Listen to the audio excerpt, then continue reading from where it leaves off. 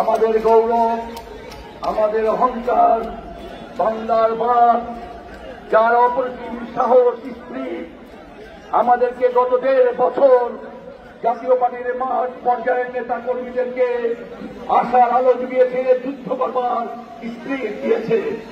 সেই মহান নেতা জাতীয় পার্টির মাননীয় চেয়ারম্যান DM কাদের, মঞ্চ ভবিষ্য জাতীয় পার্টির সংগ্রামী মহাসচিব, আমাদের সাহসের প্রতীক স্বামীনাথ পাটোয়ারি, রংপুরের সিংহপুরুষ, রংপুরের সাবেক মেয়র মুস্তাফিজুর রহমান মোস্তফা সহ জাতীয় পার্টির নেতৃবৃন্দ, সারা বাংলাদেশ থেকে আগত আমার ভাই এবং বোনেরা, আসসালামু আলাইকুম।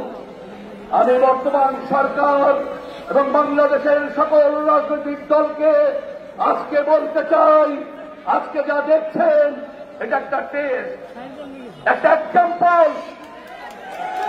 বিভিন্ন জেলা থেকে হয়তো 50 জন, 60 জন, 10 জন, 100 জন এসেছে। আমরা লক্ষ লক্ষ মানুষ এই ঢাকা শহরে আদিনি। আমরা বলেছিলাম যে আমাদের উপর আমার আগুন দেওয়া হয়, তাদেরকে আমাদের উপর হামলা হয়, তাহলে আমরা বাংলাদেশকে অচল করে দেব। আমরা পুলিশ বাহিনীকে বলবো, আওয়ামী লীগ ক্ষমতায় চিরকাল ছিল না, PNP ছিল না, এই সরকারও থাকবে না। আপনারা শান্ত হন, আপনারা আমাদের ভাই, আমাদের পরিবারের সদস্য। আমরা আরেকটা পার্টি আর অর্থ দেখতে চাই না। আমরা শান্তিপ্রিয় দল, এদেশের জনগণের সমর্থন নিয়েই আমরা রাষ্ট্র ক্ষমতায় যাব। আমরা 90-এর পরবর্তী পর্যায়ে পালিয়ে যাইনি, 96-এ পালিয়ে যাইনি, 2006-এ আমরা পালিয়ে যাইনি, আজ আমরা পালিয়ে যাইনি। তার কারণ আমাদের শক্তি, আমাদের স্প্রিট, আমাদের কর্মী বাহিনী, বাংলাদেশের জনগণ। বাংলাদেশের জনগণ আজও ভুলে যায়নি। পল্লীবন্ধ হোসেন মোহাম্মদের চাঁদ বুক পানিতে নেমে তার জনতার জন্য খাবার নিয়ে গেছে, ওষুধ নিয়ে গেছে। সেই স্প্রিটেই বলিয়ান হয়ে আজকের DM কাদের তৈরি হয়েছে, যার বিরুদ্ধে কোন দুর্নীতির অভিযোগ নাই। যিনি একজন সজ্জন মানুষ, বাংলাদেশের মানুষ যার বক্তব্য শোনার জন্য অধীর আগ্রহে অপেক্ষা করে, সেই নেতার বিরুদ্ধে কেন মামলা? আমরা এই মামলা মানব না। এই যে ছাত্রদের আন্দোলন, এই আন্দোলনের প্রথম ব্যক্তি দেশের আগত সংসদে দাঁড়িয়ে DM কাদের ছাত্রদের পক্ষে কথা বলেছেন।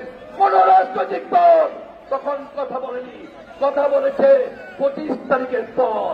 একটা জিনিস মনে রাখবেন, ইউনূস সাহেব, আপনিও পালাবার পথ পাবেন না।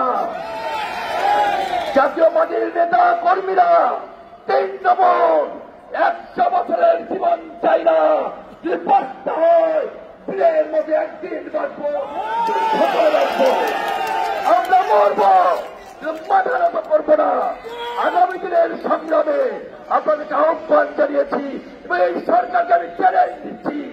আগামী দিনের জাতীয় সংসদ নির্বাচন জাতীয় পার্টিকে বাঁচতেন আপনারা করতে পারবেন না।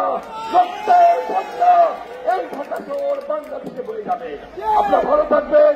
আগামী সংসদে আপনাদের আহ্বান জানিয়ে এবং আমি পরিশেষে একটি কথা বলে শেষ করছি। গোলাম কিবরিয়া টিপু আওয়ামী লীগ BNP-কে হারিয়ে বহুবারের MP হয়েছে, তাকে কেন বিনা বিচারে আপনার জেলখানায় বন্দী রাখবেন? তাকে মুক্তি দেন, আর মুক্তি না দিলে কিভাবে মুক্ত করতে হয় সেই ব্যবস্থা আমরা করবো। আপনারা